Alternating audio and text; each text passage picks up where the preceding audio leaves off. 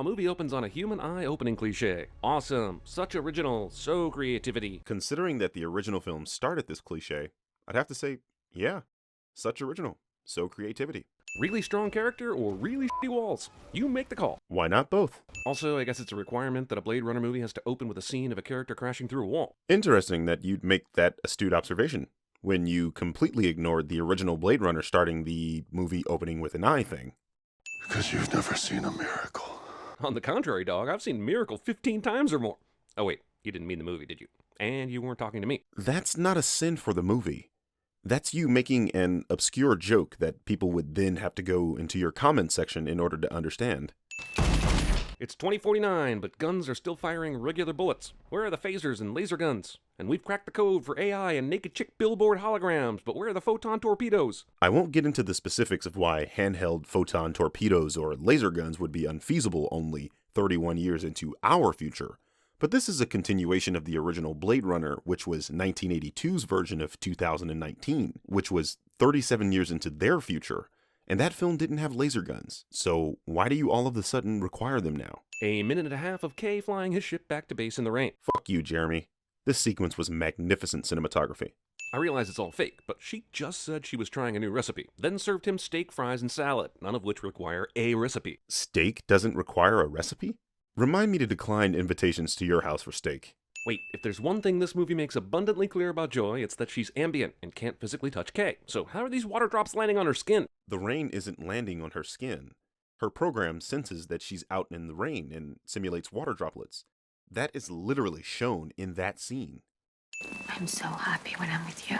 Has the movie even started yet? I know we've seen 22 minutes of it, but it all still feels like not main plot stuff. It's called world building, Jeremy. Kind of requisite for good science fiction. Also, this brings up a good question. Outside of the obvious sex bots, why give replicants sex organs at all? I know eventually Wallace wants them to be able to breed, but before this point they were built for pure subservience and slavery. Wouldn't having a sex drive be counterintuitive? As we've noted many times, the power of boners is often greater than the power of community service. That's a fair point. However, considering what we find out later about the replicant sex workers and what we know about horny, lonely human beings, is that really a question? He was a combat medic. Maybe he tried to save her and he just couldn't. He didn't seem like the saving type. Movie plays the pronoun game with Deckard, even though his reveal was the most promoted part of this movie. They are literally talking about Batista's character, not Deckard. He was a combat medic. He was a combat medic. He's a combat medic. How did you miss that? You know, I don't see any ads for Pepsi or Mountain Dew or Fresca. Did Coca-Cola finally dominate the cola wars? Is it the only option now, like Taco Bell and Demolition Man? Oh hey, another pop culture reference that's not an actual sin of this movie. Let me ask you, do you see signs for Chevy? For Samsung? I guess my point is that just because you don't see it doesn't mean it isn't there. Or product placement and stuff. All our memory bearings from the time. They were all damaged in the blackout. Damn, pensieve technology has come a long way since Harry Potter's time. Pop culture nonsense. Next. Okay, so he's blind, but he can use the hovering sex toy drone cameras and a chip thing plugged into his head to see. Fine. Why the f does he ever not do this? Why ever be blind if you don't have to be? Agreed. Maybe he's just that good of a detective, but after sitting on the couch thinking for a bit, the piano was literally the first thing he touched, and now he's found more evidence. Wait, what? You even said that he'd been sitting there for a little while. And in this scene, you can clearly see that one of the keys is noticeably lower than the others. If he's any detective worth his salt, I'd expect him to, demand that he investigate that piano. All I remember is a group of boys trying to take it away from me. So I run. So now let's cut to super specific flashback footage of this event he barely remembers. Hey Jer, did you watch the movie? They make it painfully clear that Kay dreams about this event all the time. And from what we later learn about this memory, it absolutely has to be clear-cut. Do you even movie? What happens if I finish that? Shouldn't I get back to work, madam? Robin Wright character nearly Kevin Spacey's a robot cop. Why the hell is there blood out here in the hall? Coco was killed in the DNA vault and was instantly incapacitated. Was someone else murdered during the bone burglary and they didn't feel the need to mention it? This is why I love CinemaSins. I literally said to my friend in the theater, they're going to send this. He replied, "Ding!" I know Kay's a super duper replicant and all, so I'm not sending the fact that he survives this, but the car should be in f***ing pieces, or at the very least non-functional. Why would you assume the android, built in the imperfect human form, to be indestructible, and not the thing designed to protect the human form in case of a crash? The thing flies, for Christ's sake. Since this is San Diego, I'm guessing this is the dystopic future of Comic-Con. Okay, you got me. One sin removed. Fire again. Love Ex Machina! Seriously, I know she's been tracking Kay's movements, but how do they have this many missiles at the ready? Seriously? You question why Blade Runner's version of Tony Stark would have tons of missiles? What's next? You gonna make an Apple child slavery reference? Briefly cuts to live footage from the Apple manufacturing plant. Oh. Madam is calling you in. You're under arrest. Drop your gun and keep your hands where I can see him. They sent one car to detain this badass super replicant that's virtually unkillable. This is definitely a government decision. Where do you keep getting that Kay is unkillable?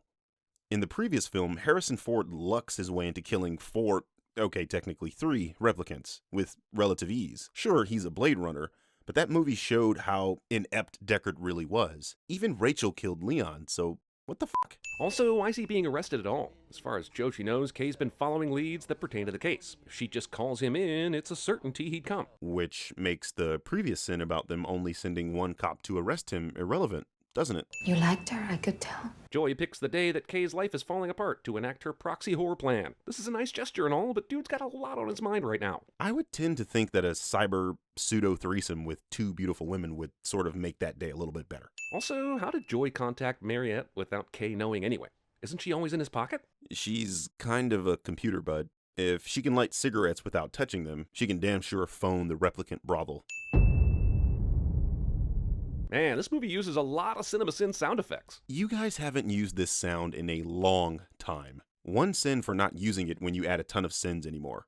Alright, damn it. This movie is gorgeous, and if I don't remove a sin for this scene alone, I couldn't live with myself. I agree. But you sinned the flying over LA scene earlier, damn it. And that was a much more visually stimulating scene than this one. Movie that was billed as co-starring Harrison Ford waits nearly 2 damn hours to Harrison Ford. Fucking agreed.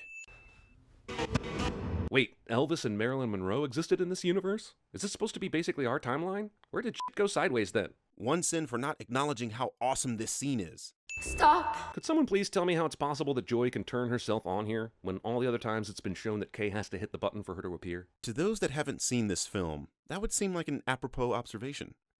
For those of us who have seen this film, we know that Joy was already turned on in a previous scene. No button presses required. Man, this lady is evil. How does a replicant get such a fervent, vindictive streak? Did you not see Blade Runner 1? I'm sure it's a much more liberal society and all, but is everyone on the street right now really looking up a giant vagina? How conservative of you, Jeremy. Dying for the right cause is the most human thing we can do. Repeating intelligent-sounding dialogue as a memory just 16 minutes after we first heard it. You've just been Korean drama'd.